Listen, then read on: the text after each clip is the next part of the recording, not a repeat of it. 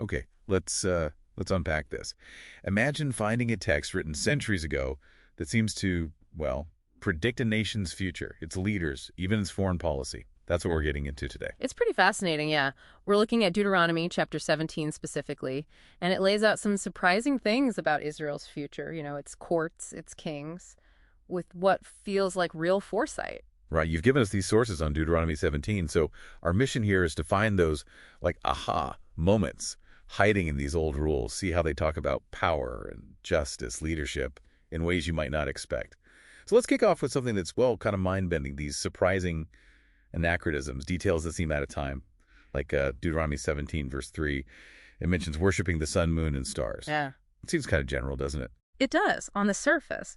But here's where it gets interesting. That exact phrase, sun, moon, and stars worship, that becomes a huge deal centuries later. It's almost like a code word for Assyrian influence. You see it pop up again and again in Kings and Chronicles, right when Israel gets tangled up with those specific foreign practices. Wait, so the aha is that this text, written way before Assyria was this massive influence, it already flags that specific type of worship, like a warning. Yeah. Wow. Exactly. It's like embedding a warning for future generations about a temptation that hadn't even fully shown up yet. Almost prophetic in a way. Okay, that's pretty incredible.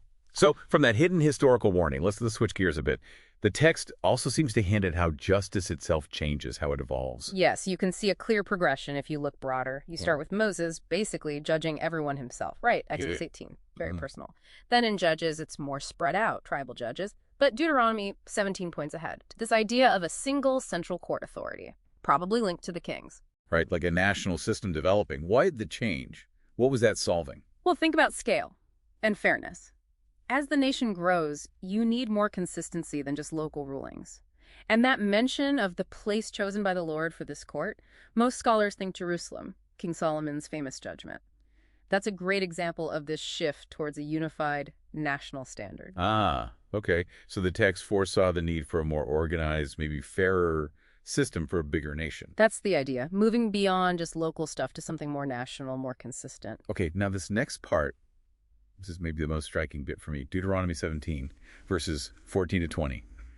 The rules for future kings. And they're not what you'd expect from an ancient rule book on power.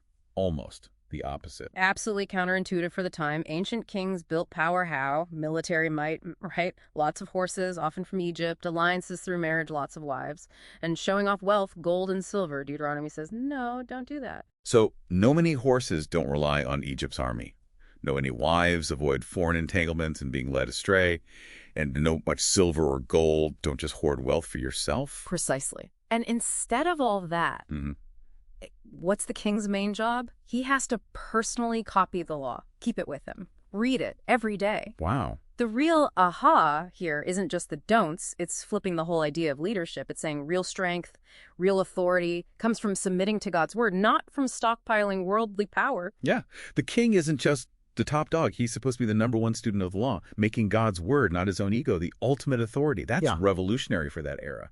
So we have walked through these ancient ideas, the hidden warnings, the changing justice, this radical view of kingship. But okay, bringing it home, what does this mean for you, listening now, centuries later? Well, I think this whole deep dive into Deuteronomy 17 pushes us toward a really fundamental question, doesn't it? Who, or maybe what, is your actual king? Your ultimate authority? Is it, the chase for success, pleasure, money, status, the sun, moon, and stars of today? Or are you choosing to submit to a different kind of authority, follow a different law book? It's a powerful thought to chew on, really. What law book is actually guiding your day-to-day choices? And who or what do you let have the final say in your life? Something to think about.